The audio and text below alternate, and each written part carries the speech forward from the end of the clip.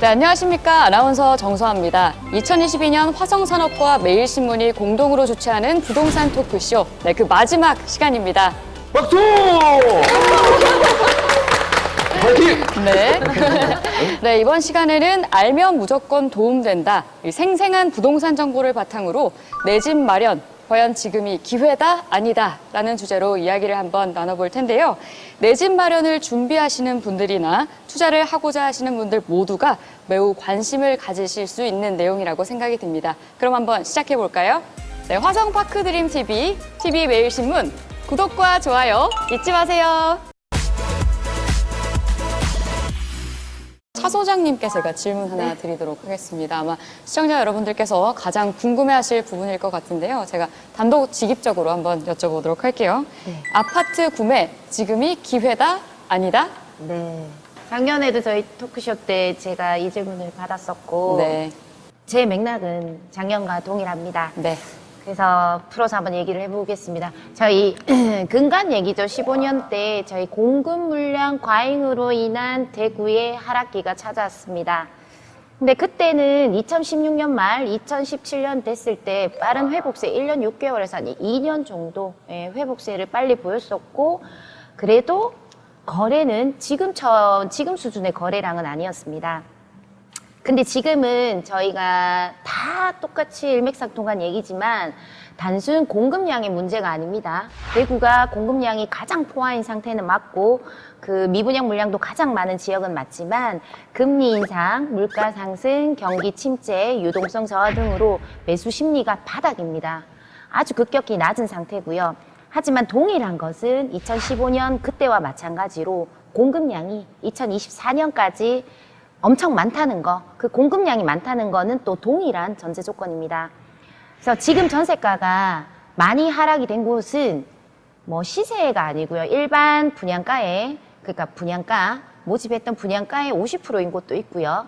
매가가 많이 떨어진 곳은 2019년 초까지도 떨어졌습니다. 자, 모든 데이터가 지금 하락 시기에 하락 기조를 보이고 있지만 차트 중에서 지가 변동률을 보시면 지가 변동률은 하락이 아닙니다.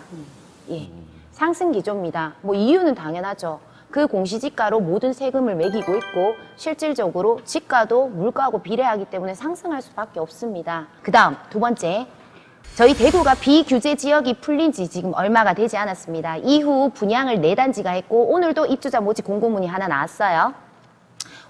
오늘도 제가 평당 평균가를 봤지만은 평당 1,700만 원대였고 이미 분양 승인을 아직 받지는 않더라도 그 사업 시행을 준비하고 있는 단지들을 보면 이미 값비싼, 아까 지가 변동률도 말씀드렸지만 값비싼 토지대로 매입을 했기 때문에 건설 자재값, 아까 뭐 거진 로켓 발사 상승이었죠. 지난 시간에 물가, 뭐 자재, 인건 모든 게 상승하고 있기 때문에 분양가는 내릴 수도 없고 내리지도 않았습니다. 자, 그리고 전국 부동산 중 특히 대구 부동산은 12월 조정 지역이 지정되면서 과잉 공급량으로 해서 21년 약보합이 선반영이 되어 있었던 것도 사실이고요. 이제 거래량도 월 700건도 안 되는 거래량을 기록하면서 급매가 나오기 시작했습니다. 그 급매물들이 차트상 매가를 하락시키는 원인들이 되었던 거고요. 절대 금액이 낮은 2억 미만, 빌라, 다세대, 주택, 서울, 인천, 경기도, 대구 할 것 없이 얘들은 약보합세입니다. 떨어지고 있는 가격이 아닙니다. 얘들도 주택이라는 부동산 상품입니다. 그래서 이런 거를 이 복합적인 이 많은 상황들이 대구 부동산의 침체를 가져왔다는 거는 사실이지만 이 제가 목적한 부동산이 이 입주장에 맞물려 있는 단지라면은 이제 매수하셔도 된다고 말씀드립니다. 그리고 전제 분석하셔야 됩니다. 부동산입니다. 움직이지 않고 한번 취득을 하면 내 이름으로 남고 처분하고 싶어도 못합니다. 그죠? 그렇기 때문에 면밀히 분석하시고 기다렸다가 좋은 물건 나오면 뭐 저 같은 사람 친해지면 좋으시겠죠. 그죠? 네, 그런 거 매수하시라고 권장드립니다. 화성파크드림TV, TV 매일신문 구독, 좋아요 써세요. 우리 정수아 아나운서님은 집이 없으시잖아요. 네네. 집값 내리면 좋겠습니까? 뭐 좋기야 하겠지만 뭐 제가 실제로 느낄 수는 있는지 잘 모르겠습니다. 네. 저한테 이런 질문을 누가 하셨어요. 집값 하락이 왜 문제이죠? 내리면 좋지 않나요? 예, 그런 질문을 받았을 적에 제가 조금은 의아스러웠습니다.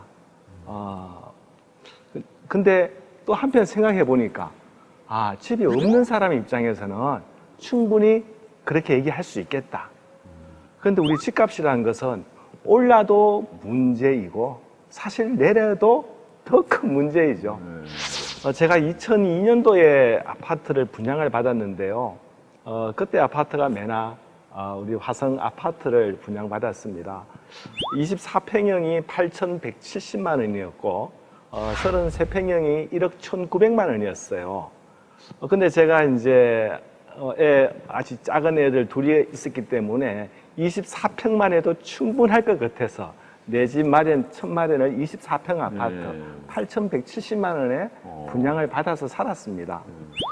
근데 그때만 하더라도 이 8천만 원은 뭐 사회생활 한 2년 좀 하면은 기존에 어디 살던 데서 전세금 좀 빼고 모아놓은 돈 보태고 또 대출 뭐 한 좀 1,500만 원, 2천만 원 받으니까 30년 전 얘기예요? 20년 됐죠. 20년. 죄송합니다. 예. 2002년. 예. 네.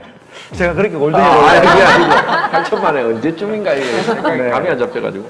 근데 그때만 하더라도 우리 직장인들이 생각해 보면은 조금 노력하면은 24평 아파트를 사회생활 몇 년 하면은 살 수가 있었고요. 거기서 애들도 좀 더 크면은 좀 약간 더 넓은 집에 가고 싶었잖아요. 그러면 또 33평 갔습니다. 33평 살다가는 또 이제 40평대 우리도 한번 살아보자. 이제 애들이 이제 고학년 되고 하니까 방도 이제 한 개씩 다 달라고 해요. 그러면 이제 40평대 가는 그런 꿈들을 꿨습니다. 근데 지금 오늘날 어떻습니까? 집을 살려고 하니까 너무 힘든 거예요. 집값이 너무 올랐잖아요. 그래 생각해 보면은 집값이 올랐기 때문에 우리 지금 첫 집을 마련하려고 하는 사람들은 너무 많은 것을 포기해야 돼요.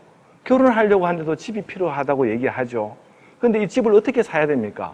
내 돈으로 살 수가 없는 거예요. 너무 올라가지고. 부모님 도움 없이 못 사요. 대출 없이 집 못 사요. 이런 문제가 발생되어 있는 거예요. 그런데도 불구하고 우리가 지금 저금리 상황에서 다 어떻게 했습니까? 부동산이 돈이 된다고 하니까 정말로 빚내선 따나 집을 샀지 않습니까? 근데 그 전에 어떤 사람들이 있었냐 하면은 우리 여기 정수 아나운서님들 나 집이 왜 필요해? 나 좀 집 없이도 편하게 살 수도 있어. 뭐 이랬던 사람들도 다 집이라는 곳에 투자를 한 거죠. 그래서 집값은 올라도 문제입니다만은 집값은 하락하게 되면 더 큰 문제가 발생을 합니다. 집값이 서서히 조정은 불가피해 보여요. 조정이 돼야 되죠. 그래야지만 우리 청년 세대한테도 미래가 있는 거죠. 그래서 지금 당분간은 가격 조정은 필요하고 또 무주택자가 생각하는 만큼 그렇게 급락이 와서는 또 더 큰 사회 문제가 되기 때문에 약간의 조정 정도는 봐주시면 좋겠습니다. 예. 화성파크드림 TV, TV 매일신문 구독, 좋아요 부탁해요. 자, 우리 김병준 대리님. 네. 예. 제 서구에 있는 아파트 옆에 단지가 들어섰거든요. 네. 그러니까 아마 거기도 재개발을 하면은 당장에 10억도 될 수 있을 것 같아요. 그러니까 뭐 재개발, 뭐 재건축 이 변화의 좀 바람들 한번 짚어주시죠. 저는 정비사업조합원 입장에서 이제 규제 해제가 어떤 변화가 있는지 한번 살펴봤습니다. 먼저 수성구의 투기과열지구 해제입니다. 종전에는 수성구의 경우 조합 설립 인가 이후에는 조합원 지위 양도가 제한이 되어 있었습니다. 이 부분에서도 이제 투기과열지구가 해제됨에 따라서 조합원 지위 양도가 가능하게 됐습니다. 여기서 조합원 지위 양도라 함은 조합원의 물건을 이제 거래할 수 있다라고 보면 좋을 것 같습니다. 또한 이주비 대출 한도의 변화도 있습니다. 무주택자와 1주택자 기준에서 투기과열지구는 감정평가 금액의 40%, 조정 대상 지역은 50%가 가능했었습니다. 하지만 현재 수성구를 제외하고 모든 규제 지역이 풀림에 따라서 감정평가 금액의 최대 60%까지 이주비 대출 한도가 늘어남에 따라서 일반 소비자나 투자자들이 좀 더 쉽게 정비사업 물건에 다가갈 수 있게 되었다고 볼 수 있습니다. 예. 지금 뭐 재개발하는 지역을 좀 주목할 만한 곳이 있는가요, 대구에? 지금은 좀 자중을 하면 좋을 것 같습니다. 화성파크 드림TV, TV매일신문 구독, 좋아요, 알람 설정 해주세요. 자, 오늘 갑자기 순발력 테스트를 한번 하겠습니다. 자, 우리 안태경 회사님, 부동산은 뭐뭐다? 돈이다. 돈. 아, 왜 그렇습니까? 이제 이런 집값 상승의 가장 큰 이유 중에 하나가 재테크 수단으로 예. 가버렸기 때문에, 그러니까 실거주 목적이 아닌 한국만의 독특한 이런 뭐 전세 제도와 여러 가지 문화로 인해서 내 집을 소유하면서도 2주택자, 3주택자, 4주택자 뭐 이렇게 주식같이 재테크의 수단으로 갔기 때문에 예. 제가 그런 측면을 본다면 우리나라에서는 부동산은 돈이다. 움직이지 않는 게 아니고 바로 돈이다. 예. 좋습니다. 우리 이사님 머리 복잡하신 것 같은데 제가 오늘 띄워드리겠습니다. 부동산은 저는 끈기라고 끈기. 얘기하고 있네요. 싶은데 예. 근데 왜 저는 끈기라고 했느냐 하면은 우리가 이 부동산을 집이라는 것을 하나 이뤄내기 위한 과정도 끈기가 필요합니다. 어느 날 하루아침에 내 집이 생기는 게 아니에요. 작은 노력들, 적금을 붓고 또 청약에 가입하고 이런 노력을 하기 때문에 내 집 마련을 이룰 수 있는 거지. 지금 당장 돈이 없다고 내가 그 비싼 집을 어떻게 사? 포기하면 못 사는 거예요. 예. 그래서 끈기가 필요한 거고 또 집을 가지고 있다고 하더라도 또 이런 이제 지금 집값이 당장에 좀 조정될 것 같아서 팔고 싶은 유혹도 받을 겁니다. 예. 그럴 때도 그 유혹을 물리치고 끈기 있게 우리 예. 가족을 위해서 버텨야 되는 거죠. 버티는 힘, 끈기. 끈기다. 자, 우리 차수님 기대됩니다. 예. 부동산은 타이밍이다. 타이밍이다. 역시 다 맥락이 다 있네요. 예. 저는 부동산을 거래하는 공인중개사로서 싸게 사드릴 수 있는 방법은 저도 없습니다. 그리고 비싸게 팔아드릴 수 있는 방법도 없고요.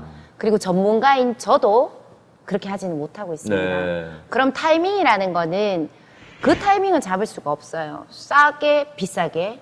하지만 자신만의 타이밍이 다 있습니다. 내가 지금 사야 하는 타이밍. 내가 결혼을 했거나, 자, 아까 말씀하신 것처럼 45평으로 옮겨가야 되는 이유. 그런 것들이 내 자신만의 타이밍이 있을 때는 어느 시절이든, 어느 뭐 부동산 경기가 호황이든 아니든 하락기든 모든 게 문제가 안 됩니다. 그 타이밍에는 잡으시면 그 돈과 끈기로 인해서 다시 저의 자산은 지켜지고 또 상승해 가기 때문에 그 타이밍을 잡고 애써서 배제 안 하셨으면 좋겠습니다. 생각 좀 많이 하셨어요? 아, 네. 예. 부동산은 부동산은 밥이다. 밥을 만들기 위해서 밥솥에 쌀을 넣고 물을 넣고 안치는 과정이 있습니다. 근데 그 밥솥을 미리 열어보면 설이 익어서 먹을 수가 없습니다. 그것처럼 부동산도 밥이 되는 과정처럼 충분한 시간이 흘렀을 때, 열어봤을 때, 아까 야수님께서 말씀하신 것처럼 그때 제대로 된 맛있는 밥이 될 수 있다라고 저는 생각을 합니다. 예. 정비사업의 냄새가 많이 나요. 정비사업 냄새가. 뭐든지 정비하면 안 됩니다. 예. 자, 우리 정 아나운서님도 오늘 즐거운 시간을, 네. 유익한 시간을 가졌는데, 즐거운 토크를 했는데, 한번 해보죠. 부동산에 대한 네. 우리 예쁜 아나운서님 어떤 생각을 담고 있는지 궁금합니다. 네. 부동산은? 생각도 하지 않았는데 이렇게 훅 들어오시면은 훅 들어갑니다, 네. 원래. 그러면 부동산은 부동산은 네. 돈이자 예. 끈기이자 타임이자 밥이다. 네, 이렇게 정리를 한번 해보도록 하겠습니다. 야, 이렇게 네. 지혜로운 분을 잘 보기가 힘든데 네. 역시 정리의 잘 달인. 피해가죠. 예. 네. 화성 파크 드림 TV, TV 매일 신문 구독, 좋아요, 알람 설정 딸랑딸랑. 네, 2022년 매일신문과 화성산업이 공동으로 주최하는 부동산 토크쇼. 네, 마지막 시간인 생생한 부동산 정보에 대해서도 여러 전문가분들과 이야기 나눠봤습니다. 앞으로도 TV 매일신문과 화성파크드림 TV는 변화하는 환경에서 고객들의 다채로운 궁금증을 해소할 수 있는 유익하고 신뢰받는 채널이 될 수 있도록 노력하도록 하겠습니다. 네, 오늘 참석해주신 패널 여러분들 좋은 정보 또 좋은 알찬 알짜배기 조언들 해주셔서 너무너무 감사드리고요. 장시간 시청해주신 여러분들 대단히 감사합니다. 네, 저는 아나운서 정소야였습니다. 고맙습니다. 감사합니다.